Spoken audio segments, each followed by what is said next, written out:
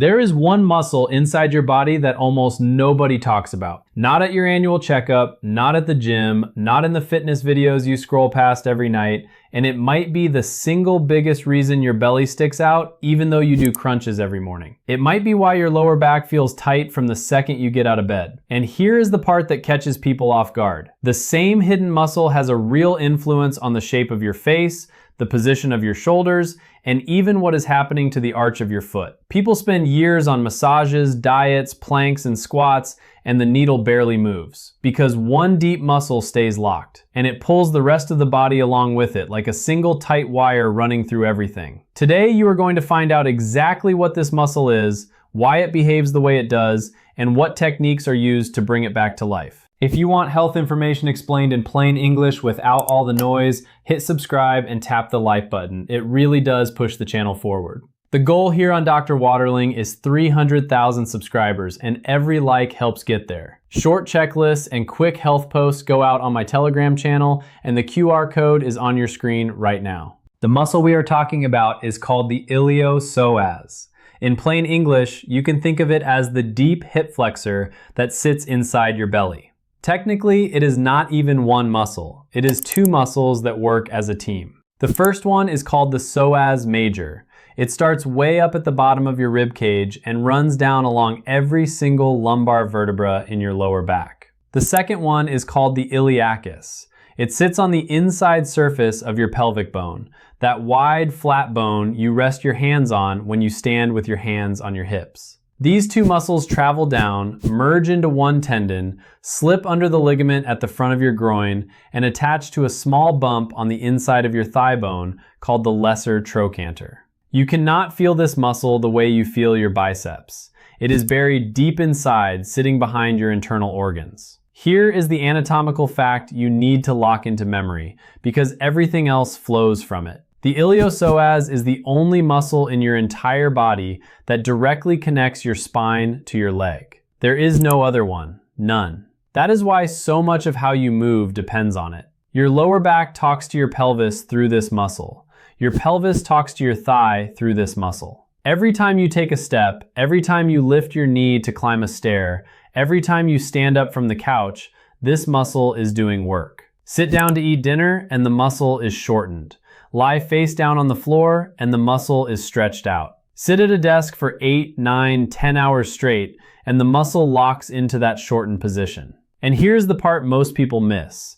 Over weeks and months and years, your body decides that the shortened version is the new normal. It stops trying to return to the long, relaxed length. It just stays tight. So what actually goes wrong when this muscle stays short? The distance between your lower back and your thigh bone gets compressed. Everything gets pulled closer together. Your pelvis, which is supposed to move fluidly when you walk, tilting, rotating, gliding, turns into a rigid block. Your walking pattern changes without you noticing. Your stride gets shorter because your leg cannot swing all the way back. You start moving a little stiffly, a little carefully, even if you are only 35 years old. And from there, the whole chain starts unraveling. The first thing to take the hit is your lower back. It becomes constantly tight, like there is an invisible belt cinched around your waist. A lot of people get told this is sciatica, or a pulled muscle, or just a bad mattress. But very often, the real source is a shortened iliopsoas pulling down on the lumbar spine. Then the pelvis itself starts tipping forward. Doctors call this anterior pelvic tilt. Your tailbone lifts up, your belt line dips down in front,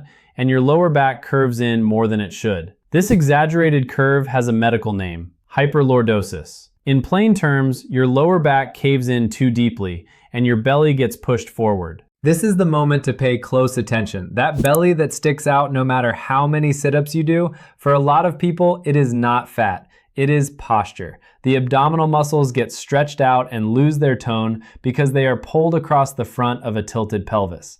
Your internal organs shift slightly forward, and no amount of crunches will fix it because crunches do not address the muscle pulling everything out of alignment. You can do 1,000 crunches a day and watch nothing change because the problem lives behind your abs, not on top of them. There is a case from clinical practice that illustrates this perfectly. A woman named Linda, in her late 40s, came in frustrated because she had been doing core workouts 5 days a week for almost a year, and her lower belly had not changed at all. She was lean everywhere else. The assessment showed a deeply tilted pelvis and a chronically tight iliopsoas. The recommendation was not more crunches. It was hip flexor release work and posture retraining. Within about 10 weeks of slow, consistent work, her lower belly visibly flattened. Not because she lost weight, but because her pelvis was no longer dumping her organs forward.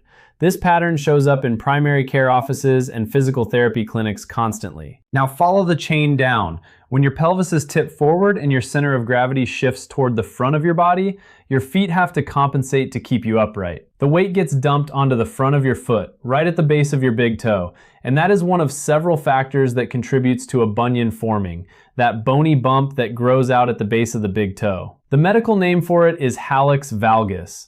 Bunions have several causes: genetics, footwear, flat feet, but chronic overload on the front of the foot is one of the contributors that gets overlooked. Your foot shape in part reflects what is happening way upstream at your hip. Now look at what happens to your butt. Here's a piece of physiology that explains a lot. When one muscle is chronically tight and contracted, its opposite muscle gets automatically inhibited. It is called reciprocal inhibition, and it is wired into your nervous system. The iliopsoas is a hip flexor. It pulls your thigh up toward your belly. Its direct opposite, its antagonist, is the gluteus maximus, your main butt muscle. And as long as the iliopsoas stays clenched, the glutes literally get switched off. They go to sleep. They lose tone. The back of your thigh starts to sag. Those soft saddlebags on the outside of the hips that so many people try to squat away, a lot of times the issue is not that the glutes are weak from lack of training. The issue is that the glutes have been turned off by a tight muscle on the other side of the body. You can squat all day and the signal will still be jammed. Move up the body. When the pelvis is tipped forward and the lower back is overcurved, your rib cage caves in to compensate. Your upper back rounds, your shoulders roll forward, and right at the base of your neck, where your spine meets your shoulders, you start to see that thick bump build up. People sometimes call it a dowager's hump or a buffalo hump. It is part fat tissue, part chronically tense muscle and fascia. Your head then has to push forward to keep your eyes level, otherwise you would tip backward. This is called forward head posture. Your neck gets shorter and more compressed. And here's the part most people have never heard. The fascia, the connective tissue sheet that wraps your whole body, runs in continuous lines. The fascia from your chest pulls downward when your posture collapses, and it tugs on the soft tissue of your jaw and lower face. Over time, your jawline loses its sharpness. Your skin under the chin gets looser. Specialists in facial biomechanics are paying more and more attention to this connection. It is not the only reason a face ages. Genetics, sun, sleep, and hormones all matter. But the postural piece is real and it is underrated. Step back and look at the chain as a whole. One deep muscle sitting hidden inside your belly can influence the shape of your foot, the tone of your glutes, the tension in your lower back, the position of your shoulders, the angle of your head, and the contour of your face. It is one of the longest biomechanical chains in the human body. That is why working with this muscle matters way beyond just lower back pain. But the story is only half told. The second half is something almost nobody talks about, and it has to do with your nervous system. The iliopsoas sits right next to the organs that produce your stress hormones. Your kidneys rest on top of this muscle. And sitting on top of each kidney is a small gland called the adrenal gland. The adrenals produce adrenaline, noradrenaline, and cortisol, the hormones your body releases every time you get stressed, anxious, or scared. So every time your boss sends a passive-aggressive email, every time you sit in traffic running late, every time you scroll through bad news on your phone, the adrenals fire off these hormones. And the muscle they sit on top of gets a direct chemical and neurological signal to tense up. This wiring is incredibly old in evolutionary terms. When our distant ancestors saw a predator, the body got ready for two options: run or fight. The iliopsoas flexes the hip and pulls the torso forward. It is the muscle that launches you into a sprint. So at the first sign of danger, it tenses instantly, ready to go. The problem is, modern stress does not work that way. When you get stressed at your desk, in line at the grocery store, or stuck in traffic on the interstate, you do not actually run anywhere. The stress chemicals fire off, but the body never gets to discharge them through movement. The muscle stays clenched. If you have ever noticed that after a really stressful day, your lower back feels tight or your hips ache for no obvious reason, that is what is happening. It is not a draft, it is not a bad pillow, it is your iliopsoas reacting to your emotions. And then it gets worse because a feedback loop kicks in. A chronically tense iliopsoas keeps sending a message to the brain that says, "We're getting ready to run, danger is here." The brain reads that signal and keeps the sympathetic nervous system, the stress system, switched on. The result is a closed loop. Stress tightens the tight muscle keeps the stress system humming. You live in a constant low-level state of readiness that quietly drains your energy, your sleep quality, and your mood. Now flip it around. When this muscle relaxes, your parasympathetic nervous system gets a chance to take over. That is the rest and digest system. The vagus nerve, which has gotten so much attention recently, is the main player there. The parasympathetic system runs digestion, tissue repair, immune function, and balanced hormone regulation. So working on the iliopsoas is not just a posture project. In a real way, it is also a nervous system project. There is one more layer to all of this. Chronic stress through cortisol has measurable effects on the thyroid gland and on the reproductive system. This is well documented in endocrinology research. Extended elevated cortisol can slow thyroid function and disrupt the menstrual cycle in women. Research has been consistent on this point for decades. And when the pelvis itself stays tight and congested, blood flow through the pelvic area gets impaired. Poor circulation in the pelvis creates conditions for chronic inflammation in pelvic organs. It is never the only cause of any one condition, but it is a factor that gets missed in conversations that stop at the level of hormones and blood work. There is also the lymph system to consider. Your body has a network of vessels called the lymphatic system that drains fluid out of your tissues. And several major lymphatic pathways run right through the pelvis and lower back. If the iliopsoas and the surrounding connective tissues stay tight, lymph drainage gets sluggish. You wake up with a puffy face, your legs feel heavy at the end of the day, your rings feel tight on your fingers. Now, swelling has many possible causes: kidney function, heart issues, hormonal shifts, diet. So if you are dealing with persistent puffiness, that is a conversation for your doctor first. But if all of those have been ruled out, the biomechanical and lymphatic angle is worth bringing up. To start moving stagnation out of this whole area, the approach worth discussing with a qualified physical therapist or healthcare provider works in two directions. First, releasing the iliopsoas itself. Second, gently stimulating lymph flow. Many physical therapists suggest starting the day with a brief lymphatic routine that takes about 5 minutes and can be done right in bed before you stand up. We are talking about simple movements, slow ankle circles, wrist rotations, gentle stretches, and slow belly breathing. It is not a treatment for anything. It is a way to wake up the system. And even something this small often changes how the body feels by the end of the day. Now let me walk you through 2 techniques that show up consistently in physical therapy and rehab literature for working with the iliopsoas. These are for information. If you want to actually try them, the best move is to bring them up at your next appointment with a physical therapist or your doctor, especially if you have any history of back problems, disc issues, prior surgeries, or anything else going on with your spine. The first technique is what physical therapists often call a half-kneeling hip flexor stretch with a knee pad. Here is how it is described. You start on one knee. Put a folded towel or a small cushion under that knee, because going bare onto a hard floor is a fast way to bruise your kneecap. Your other leg goes out in front of you, the foot flat on the floor, the knee stacked directly above the ankle. Your back is straight, shoulders relaxed and pulled gently back. Do not let your upper body slump forward. From there, you slowly shift your pelvis forward, not by leaning with your chest, but by tucking the pelvis under and gliding it forward. You should feel a stretch deep along the front of the hip of the leg that is behind you. That sensation is the iliopsoas finally getting a chance to lengthen. You can rest your hands on your sacrum, which is the flat bone at the base of your spine, and you can do a gentle rocking motion. A small shift forward, return. Another small shift forward. No bouncing. About 20 calm repetitions. Some people add a soft head tilt back at the peak of the motion and then bring the head back to neutral. While you do this, breathing matters. Slow in through the nose, slow out through the mouth with the lips slightly parted. If you feel a sharp spasm or sharp pain,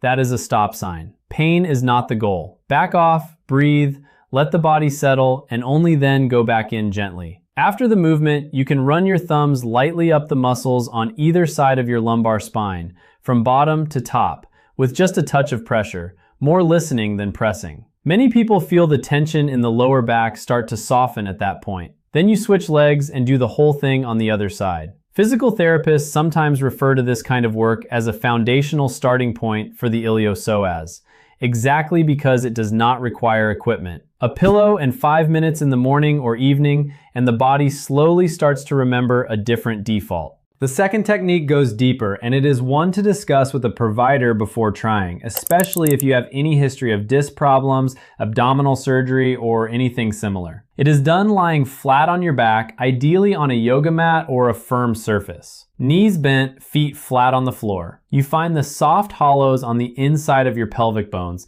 just below the front bony points of your hip. These are called the iliac fossae. Place the fingertips of both hands gently into these hollows. The idea is not to dig into skin. The idea is to soften your fingers in and contact the tissue underneath without aggression. Then you draw that tissue gently toward you and slightly up toward your ribs. You hold the contact there in depth without sliding on the skin. From that hold, you start to slowly walk your feet forward along the floor, gradually letting your knees lower towards straight. Very slowly. With each small movement of the feet, the stretch deep inside your belly and pelvis builds. You will feel something deep pulling. You stop at the point of meaningful but tolerable tension, and then you breathe. Inhale through the nose for 4 seconds. Long, slow exhale out through the mouth for 8 seconds. On every exhale, deliberately release tension in the belly. Picture the muscle softening and lengthening. A few breath cycles in, you will feel the tissue release. Then you walk the feet a little further.